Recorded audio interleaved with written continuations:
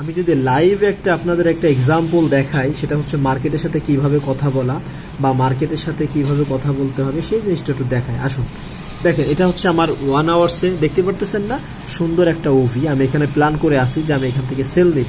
দেখেন এইখানে যদি আমি এখনই ইন্টার্ড হয়ে যেতাম তাহলে আমার কি হইতো বুঝেন ব্যাপারটা। দেখেন মার্কেট কিন্তু আসছে, মার্কেট ডিরেক্টলি আসছে, এসেই আমাকে সেল দিছে। এখানে যদি আমি ইন্টার্ড হয়ে যাইতাম, এখানে যদি হয়ে যাইতাম, আমার এসএলটা এখান থাকবে বা এখান থাকবে, মার্কেট কিন্তু এখন উপর দিকে যাচ্ছে এসএলটাকে খাওয়ার জন্য, ঠিক আছে। দেন তারপরে এখান থেকে আর একটা ফল দিবে, যারা এখান থেকে আপনার সেল দিবে তাদের স্টপ লস কিন্তু মার্কেটটা খেতে আবার যাবে।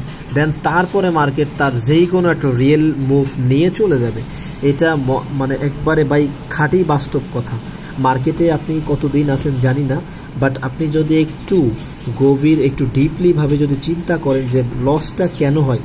আমি তো সুন্দর একটা আমি বাইর করছি লেভেল, আমার লেভেলে আসছে, আমার লেভেল থেকে এখন যাওয়ার কথা, কিন্তু এখন না গিয়ে দেখবেন যে আপনার স্টপ লসটাকে হিট করে তারপরে মার্কেট ঠিকই চলে যাবে। কেন চলে যাবে, কারণটা কি, পিছনের রিজনগুলো এটাই, ঠিক আছে। সো মার্কেটের সাথে এইভাবে একটু টাইম দিয়ে মার্কেটের সাথে একটু কথা বলেন, মার্কেটের বিষয়ে একটু মুভটা দেখেন, মার্কেটের কি বলে গতিবিধি একটু জানার চেষ্টা করেন যে মার্কেট কি করে।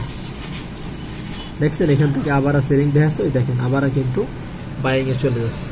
তো এটাই ভাই, এটাই। এইখানে কি করছিল অনেকে দেখেন, অনেকের প্ল্যান অনেক রকম থাকে। এইখানে আমার ফার্স্ট ব্রেকআউট দিয়েছে, সেকেন্ড ব্রেকআউটে আমি বাই করব।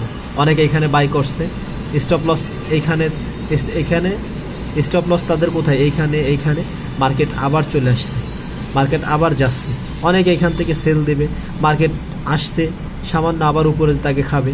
বা এইভাবে মূলত মার্কেট ট্র্যাপ করে, বুঝছেন, এইভাবে ট্র্যাপ করে, এইভাবে খেয়ে ফেলে।